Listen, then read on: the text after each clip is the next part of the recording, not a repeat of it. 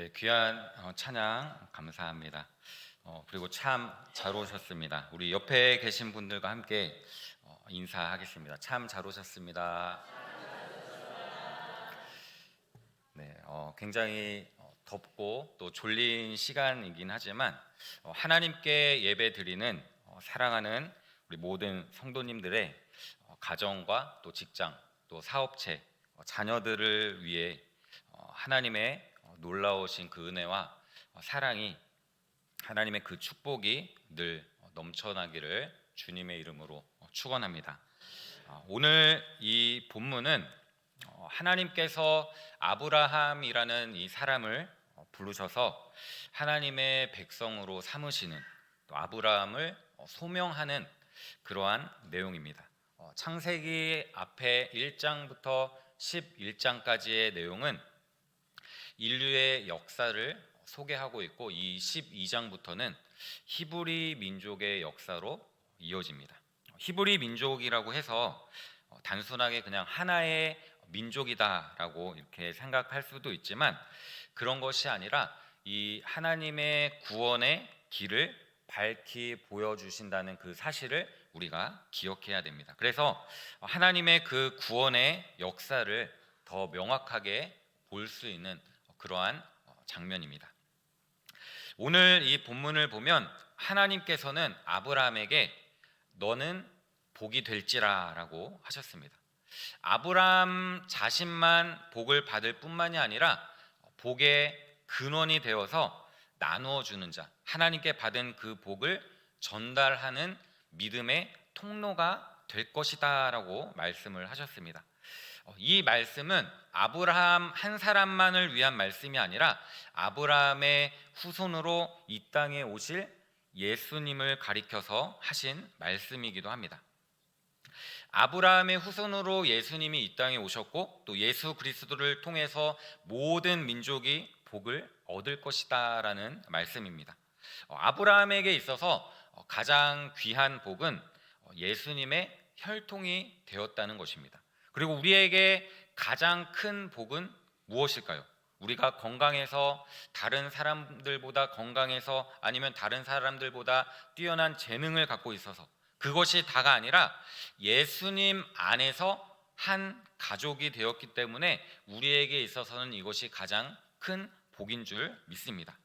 오늘 2부 예배 때 은빛 찬양대의 특송을 했는데, 나는 주를 섬기는 것에 후회가 없습니다 라는 제목입니다. 그 가사를 보면 제일 처음에 나의 평생에 가장 복된 일은 내가 예수님을 만난 것이라, 나의 평생에 가장 잘한 일은 내가 예수님을 주로 섬긴 것이라.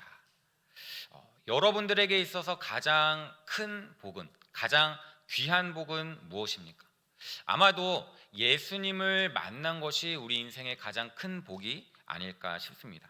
오늘 이 본문의 말씀을 통해서 우리가 어떻게 하면 하나님의 복의 통로가 될 수 있는지, 하나님께 받은 그 복을 다른 사람들에게 어떻게 하면 나누어 줄 수 있는지 함께 은혜를 나누고자 합니다. 우리가 흔히 이 복이라고 한다면 생각하는 것이 돈을 많이 벌고, 또 다른 사람들보다 높은 위치에, 높은 지위에 있고, 좋은 집이나 좋은 차, 또 좋은 환경들을 이루는 것이 가장 큰 복이다라고 생각할 수도 있습니다. 그런데 여기에서 말하는 이 복은 모두 신령한 복을 말합니다. 물론 이 아브라함이라고 하는 이 사람이 굉장히 부유했던 사람이지만 그 부유한 것이 의미 있는 것이 아닙니다. 왜냐하면 자신이 부유했기 때문에 무엇이든 이루었다라는 그러한 내용이 없기 때문입니다. 이 아브라함의 가장 귀한 점은 하나님의 그 말씀을 믿고 순종했다라는 것입니다. 우리의 믿음의 삶을 한번 되돌아보시기 바랍니다. 과연 나는 하나님의 말씀을 정말 믿고 그 믿음으로 순종하고 있는지를 살펴보시기 바랍니다. 물론 하나님께서 지금까지 우리에게 은혜를 베풀어 주셔서 우리가 지금까지 살아왔고, 하나님께 기쁨으로 우리의 삶을 드리고 찬양의 고백으로 하나님께 나아가기도 합니다. 그런데 중요한 것은 하나님께서 우리를, 하나님께서 나를 천하 만민에게 복음을 전하는 그 복의 통로로 세움을 받았다는 것입니다. 우리를 사용하신다는 것입니다. 우리가 어떻게 해야 하나님의 그 참다운 복의 통로가 될 수 있을까요? 이것을 살펴봐야 되는데, 하나님께서 아브라함에게 첫 번째로 말하셨던 것이 바로 떠나라라는 것입니다. 밑도 끝도 없이 그냥 떠나라라고 하시는데, 너는 너의 고향과 친척과 아버지의 집을 떠나라라고 말씀하셨다는 것입니다. 우리가 떠나지 않고서는 새로운 곳으로 갈 수가 없습니다. 떠나지 않고 그냥 이 자리에 계속 있다고 한다면 우리는 다른 곳의 상황들을 전혀 이해할 수 없을 것입니다. 다른 곳으로 떠나야지만이 새로운 곳으로 갈 수 있고 또 그곳의 모든 환경과 모든 상황들을 이해할 수가 있을 것입니다. 그래서 하나님께서 이 아브라함에게 떠나라라고 먼저 말씀을 하신 것입니다. 그리고 가라고 하셨고 그곳에 거하라라고 하셨습니다. 가만히 생각해 보면 예수님이 하셨던 그 말씀을 우리가 생각해 볼 수 있는데, 예수님께서는 나에게 와라, 내게 배우라, 가서 나누어 주어라, 가서 증거하라, 이러한 말씀을 하셨습니다. 특별히 오늘 이 본문 1절부터 3절까지의 말씀은 하나님의 명령과 하나님의 약속으로 구성되어져 있습니다. 그리고 4절부터 이어지는 9절까지의 말씀은 하나님의 그 명령과 약속을 믿고 순종했던 아브라함이 이러한 하나님의 은혜를 체험하기 시작했다라는 것을 우리가 보게 됩니다. 그러면 하나님께서 어떠한 명령과 어떠한 약속을 주셨는지 그 말씀을 보면, 여호와께서 아브라함에게 이르시되, 하나님이 아브라함을 부르셨다는 것입니다. 아브라함은 하나님께서 나중에 바꾸어 준 이름입니다. 원래 이름은 아브람입니다. 이 아브람이라는 이름의 뜻은 존귀한 아버지, 고귀한 아버지라는 그런 이름의 뜻이 있습니다. 대단히 이 이야기를 들었을 때, 이 뜻을 들었을 때 굉장히 거창해 보입니다. 왜냐하면 굉장히 존귀해 보이고 고귀해 보이기 때문입니다. 이 아브람이라는 이름의 뜻이 고귀한, 존귀한 아버지인데, 하나님께서는 이 아브람을 아브라함으로 바꾸어 주십니다. 이 아브라함의 이름의 뜻은 우리가 잘 알고 있듯이 열국의 아버지, 많은 사람의 아버지라는 이름의 뜻입니다. 만약에 우리가 육신적으로 본다면 이 아브람이라는 이름이 더 거창하고 위대해 보일 것입니다. 그러나 하나님께서는 이렇게 위대해지는 것보다는 많은 무리의 아버지가 되는 것이 더 낫다, 많은 생명을 얻는 자가 되는 것이 더 낫다고 여기셨기 때문에 복이 될지라라는 것은 나중에 보면 알겠지만 이름에서 결정이 나는데, 여호와 하나님은 우리가 잘 알고 있듯이 스스로 계신 분이십니다. 약속의 하나님, 언약의 하나님, 그 약속을 지키시는 하나님. 이게 어떤 의미가 있냐면 바로 사랑의 하나님이라는 그 뜻이 강하다는 것입니다. 하나님께서는 우리 한 사람 한 사람을 그토록 사랑하신다는 것입니다. 하나님의 사랑이 있기 때문에 하나님의 약속을 주셨고 그 약속을 하나님께서 지키신다는 것입니다. 하나님의 권능을 강조할 때 우리가 잘 알고 있는 그 엘로힘이라는 이름을 강조하지만, 사람들과의 관계나 언약의 관계, 하나님과의 그 약속의 관계를 말할 때는 주로 여호와라는 호칭을 썼습니다. 이 말씀은 하나님께서 일방적으로 우리를 부르셨다라는 것을 보여줍니다. 예를 들어서 아브라함이 하나님께 간절히 기도해서, 하나님, 나를 불러주세요, 다른 사람 말고 나를 불러주세요, 이렇게 기도해서 하나님께서 아브라함을 부르신 것이 아닙니다.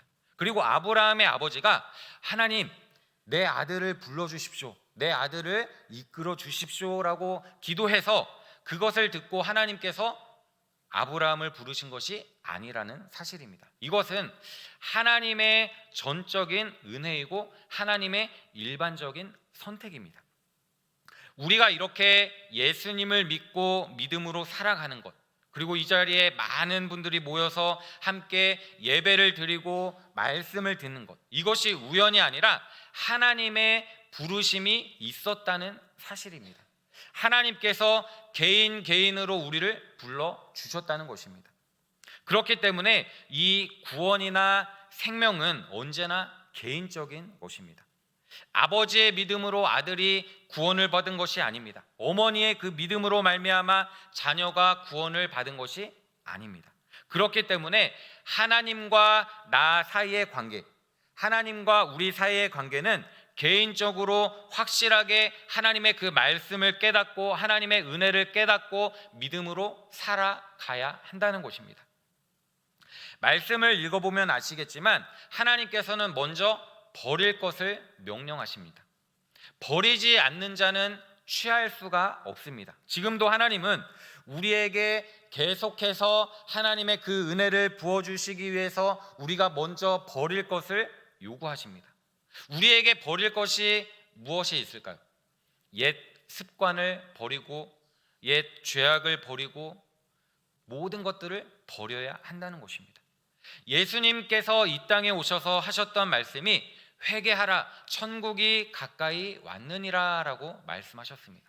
그러면 우리의 옛 생활, 옛 죄악, 옛 습관, 옛 사람, 이 모든 전부를 하나님 앞에 내려놓아야 한다는 것입니다. 하나님께 다 맡겨야 한다는 것입니다. 내 죄악을 하나님께 먼저 맡길 것을 말씀하고 있는 것입니다. 사람들은 돈을 땅에 묻어두거나 어떠한 땅을 사놔야 안전하다고 생각을 합니다. 그러나 하나님께서는 그런 것을 믿지 말고 나를 믿으라라고 하십니다. 그래서 너의 고향과 친척과 아버지 집을 떠나라라고 말씀하셨던 것입니다. 우리가 고향을 떠나도 같은 한국 땅이고 말도 같고 음식도 비슷하고 환경에도 별로 지장이 없습니다. 다른 지역에서 살아가는 것이 아무런 거리낌이 없이 거부감이 없이 살아가게 됩니다. 그런데 이 아브람은 발달되었던 그 갈대아 우르라는 지역에서 살았는데 말하자면 저 산골로 들어가라는 것입니다. 편리한 삶을 살아가고 있던 이 아브람에게 너의 고향과 친척과 아버지의 집을 떠나라라고 하셨을 때 이 아브라함은 굉장히 결단하기가 힘들었을 것입니다. 여러분들은 어떻습니까? 여러분들이 정말 편안하고 좋은 그런 삶을 살고 있지만 누군가가 이곳을 떠나라, 하나님께서 이것을 떠나라 했을 때 우리가 인간적으로 생각하면 정말 잘 지내고 편안하게 지내고 있는 이곳을 떠나기가 쉽지 않을 것입니다. 인간적으로 의지하고 살고 있었던 것을 떠나야 하기 때문에 이 모든 것을 버리고 떠나야 하기 때문에 그 결정이 쉽지 않았을 것입니다. 우리 사람들이 살아가는 데는 돈도 굉장히 중요하지만 인간관계도 굉장히 중요합니다. 그 당시에 아버지 집이라고 하면 단순하게 한 대만 살아가는 것이 아니라 몇 대가 이렇게 모여서 함께 사는 대가족이었습니다. 옛날을 생각하면 우리나라도 그렇지 않았습니까? 대가족을 이루고 그 대가족의 집에서 이렇게 아버지 집을 떠나라라고 하는 것인데 그 대가족 안에서 인정을 마음껏 누리면서 편안하게 살았던 삼촌이나 사촌이나 그들을 떠나라고 하셨기 때문에 인간적으로 의지할 수 있었던 사람들이 많았고 환경들이 많았지만 세상적으로 의지했던 것들을 철저하게 끊어 버리라는 것입니다. 하나님께서 아브라함에게 이곳을 떠나라고 했던 것은 철저하게 자신이 의지하고 있었던 모든 것들을 끊어 버리라는 것입니다. 오직 하나님 한 분만을 의지하고 하나님을 바라보라는 것입니다. 아브라함에게 하셨던 하나님의 이 말씀의 뜻이 무엇이냐면 내가 만약 그것을 의지하고 살아가고 있다면 그 의지하고 있는 마음을 끊어 버리라는 것입니다. 떠나라라고 하신 이 뜻은 이 땅의 것을 의지하지 말고 오직 하나님 한 분만을 의지하며 살아가라는 것입니다. 이것이 바로 참다운 회개의 열매입니다. 지난 모든 생활, 즉 하나님을 의지하지 않고 내 멋대로 내 생각대로 살았던 그 삶을 회개하라는 것입니다. 우리는 하루를 살아도 하나님을 의지하고 하나님을 신뢰해야 함에도 불구하고 하루를 살아가면서 하나님을 멀리하고 내 것을 의지하고 살 때가 많다는 것입니다. 아브라함도 고향과 친척과 아버지에게 마음이 굉장히 집착되어 있었다라는 것을 우리가 보게 됩니다. 우리가 생각할 때 이 아브라함이라는 이 사람, 굉장한 믿음의 소유자라고 생각을 합니다. 그런데 사실 이 아브라함도 우리와 똑같은 사람입니다. 우리와 똑같은 사람이지만 무엇이 달랐냐면 하나님의 그 말씀에 순종하는 것, 그것이 달랐다는 것입니다.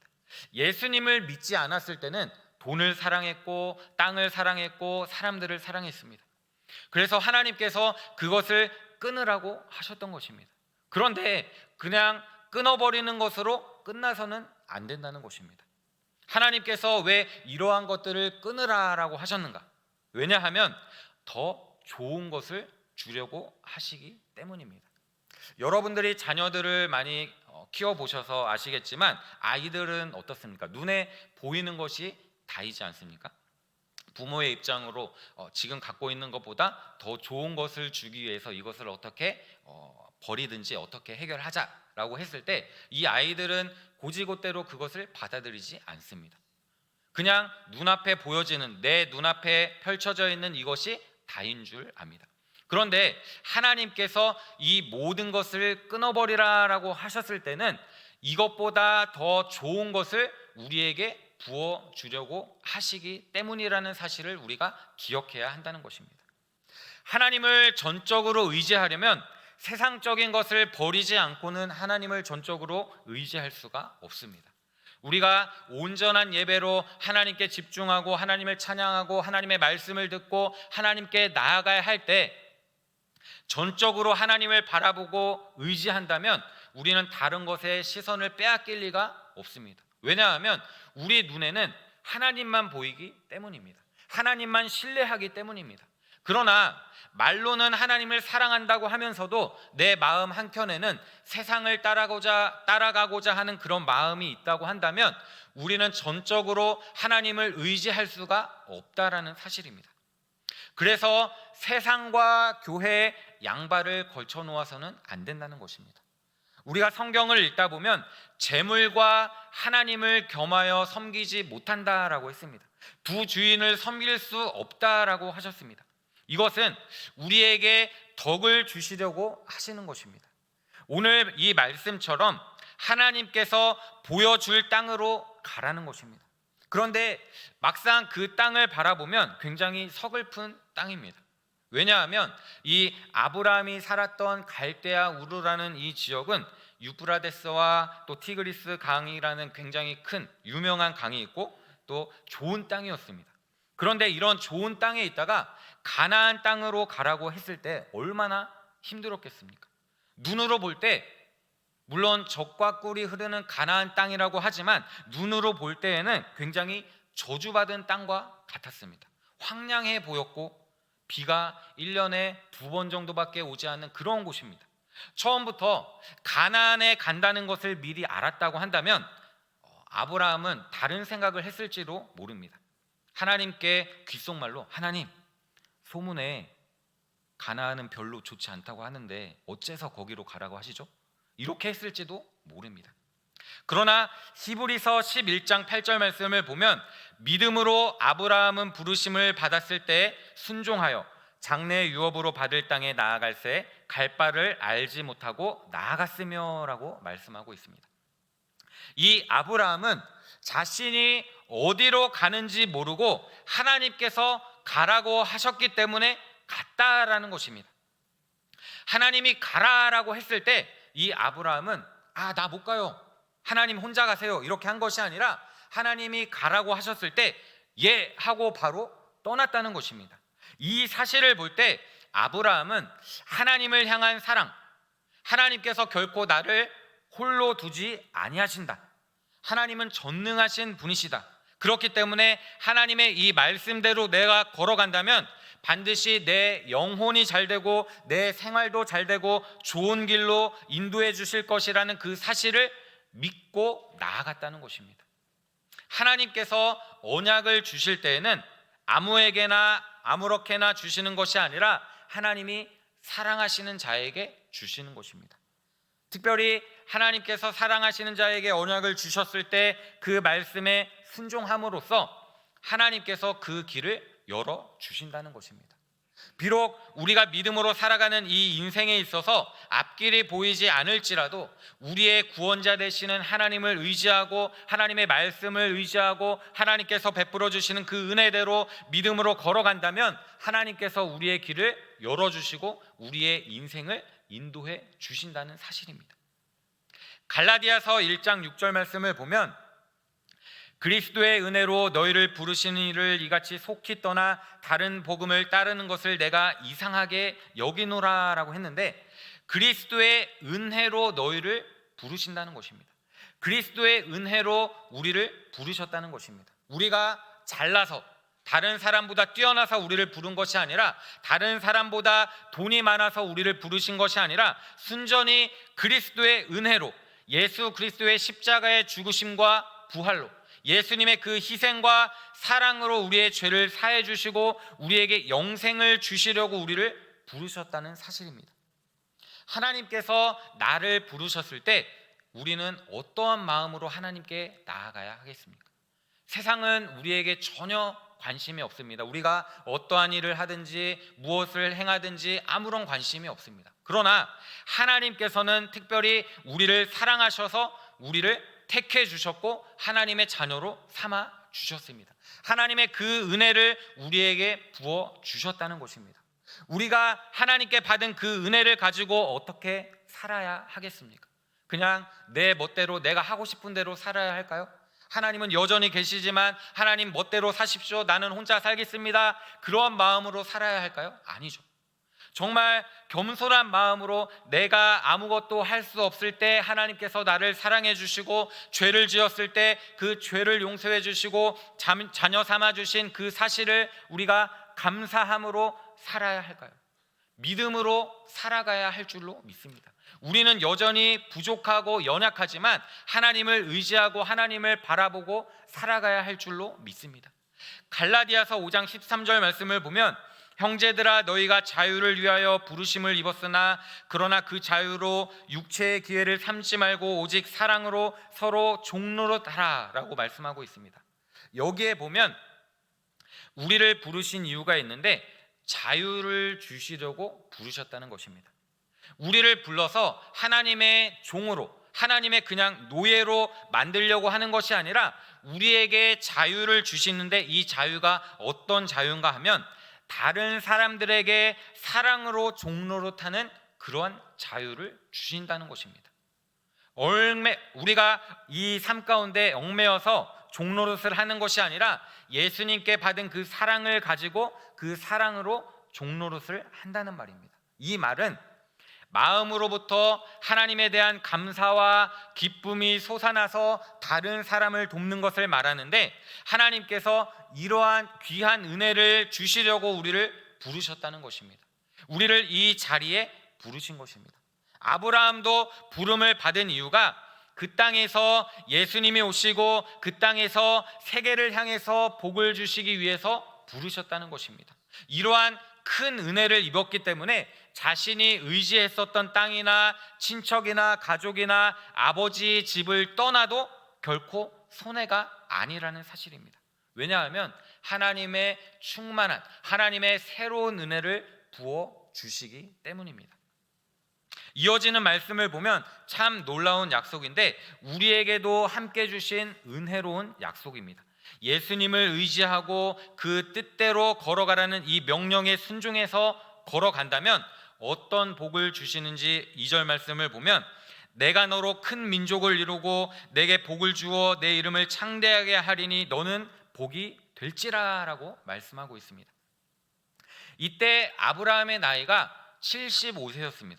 물론 당시에 자녀가 없었습니다. 이삭이 40세에 결혼했는데 아브라함도 40세 정도의 결혼을 했다고 치면 35년 동안 결혼 생활을 했는데 자녀가 없기 때문에 자녀를 낳을 가망이 없던 것이나 마찬가지였습니다. 그런데 하나님께서는 동문서답 하시는 것처럼 내가 너로 큰 민족을 이룰 것이다 라고 말씀하고 있습니다. 이 약속을 하신 후에 25년이 지나서 이삭이 태어났는데 아브라함은 일부분만 보게 된 것입니다. 이것을 보면 살아있을 동안 무엇인가 다 이루어져야만 복을 받는 것이 아니다라는 것을 보게 됩니다. 우리도 하나님의 뜻대로 살아가면서 심어놓은 세월이 지나면서 우리의 후대 사람들이 하나님의 은혜로 이루어지는 것들을 많이 보게 됩니다.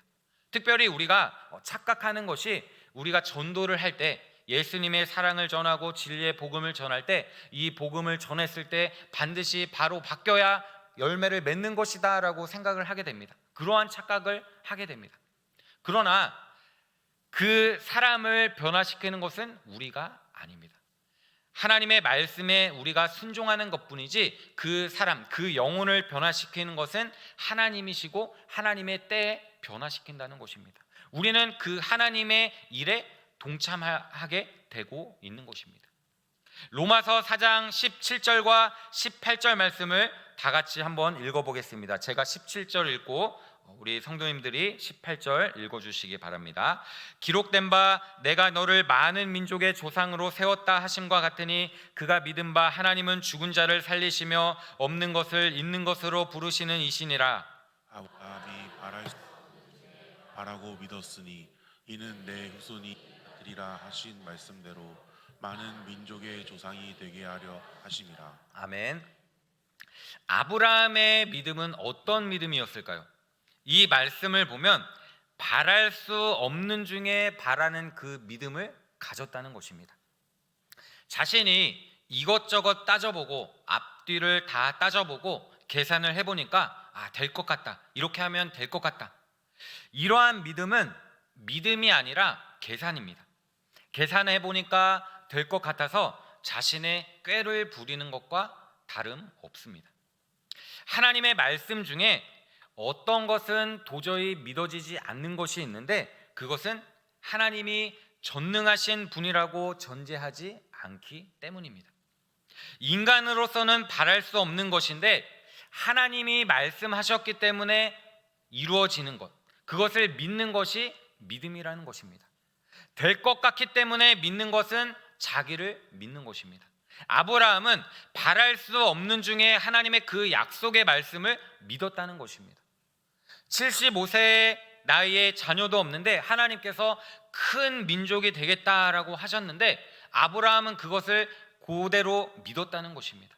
하나님이라면 하실 수 있다, 하나님이 말씀하신 대로 반드시 이루어질 것이다 라는 그러한 믿음을 가졌다는 것입니다.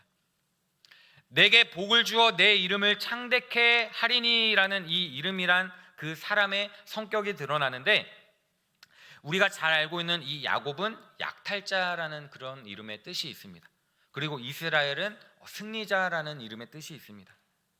이것처럼 이름을 보면 그것을 알 수 있는데 내 이름을 창대하게 한다는 이 말은 아브라함의 이름이 널리 알려지겠다라는 말씀입니다. 우리가 지금도 이 아브라함을 알고 있지 않습니까? 믿음의 조상이기도 하고 열국의 아버지이기도 한 이 아브라함의 이름을 우리가 지금도 알고 있습니다.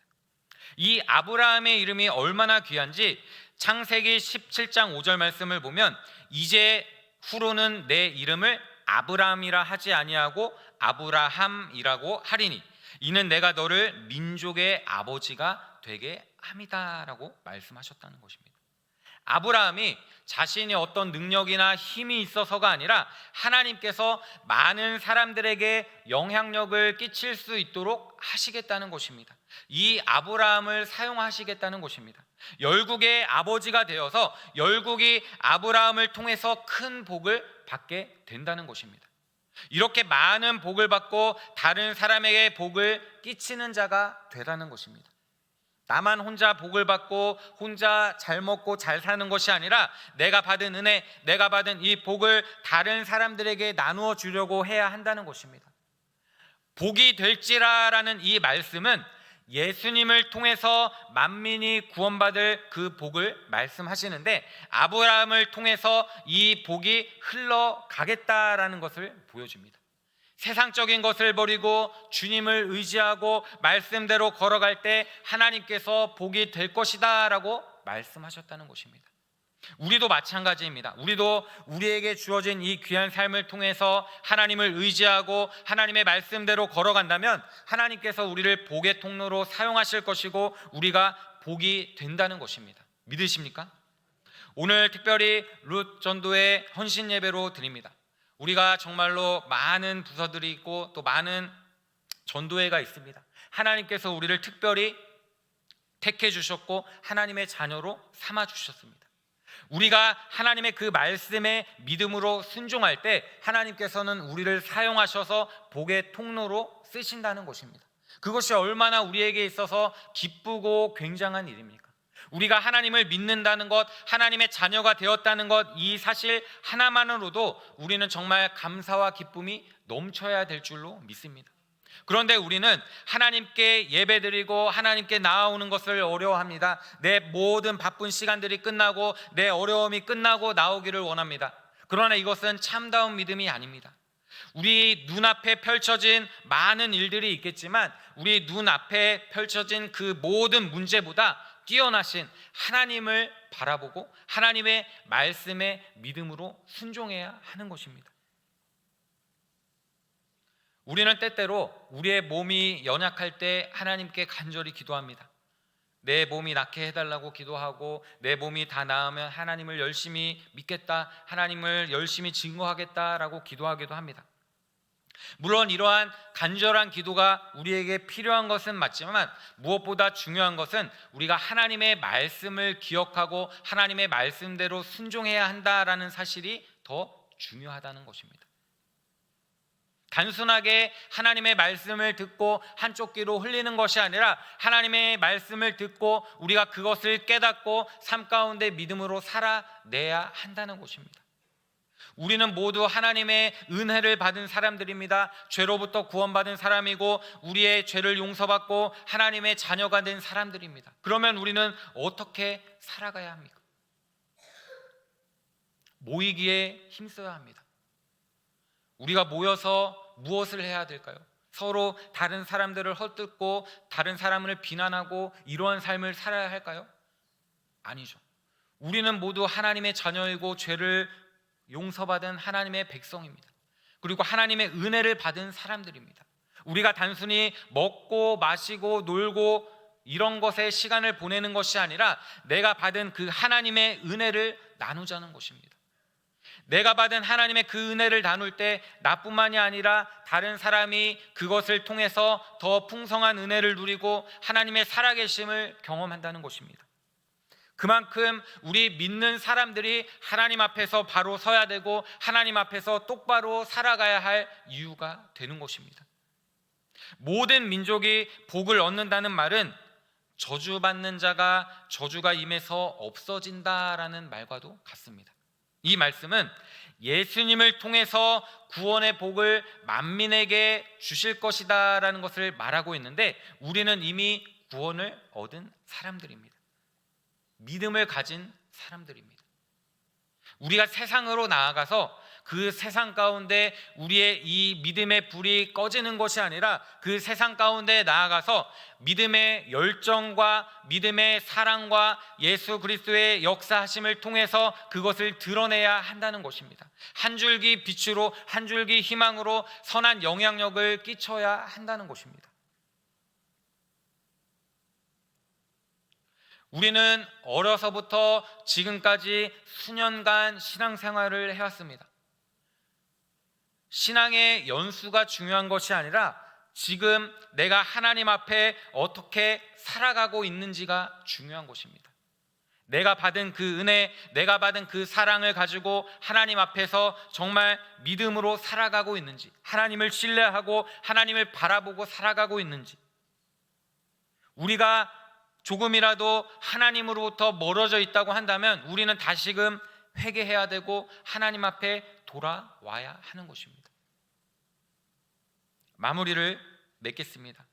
우리가 하나님의 자녀로서 복을 받아 누리고 복이 되기 위해서는 먼저 버리는 것과 취하는 것이 있어야 됩니다. 옛 생활이나 옛 습관이나 토지, 친척, 아버지 집을 의지하지 말아야 합니다. 그런 것을 의지하면 진정으로 하나님을 바라보지 못합니다. 그리고 하나님의 말씀이 나타날 때 하나님의 그 말씀에 즉시 순종해야 합니다. 하나님이 말씀하신 대로 걸어가기만 하면 되는 것입니다.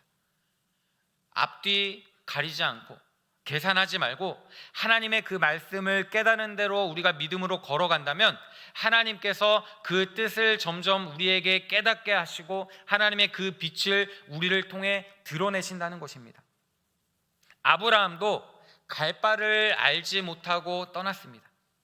하나님께서 갈 바를 알지 못하고 떠난 이 아브라함을 끝까지 지켜 보호해 주셨습니다.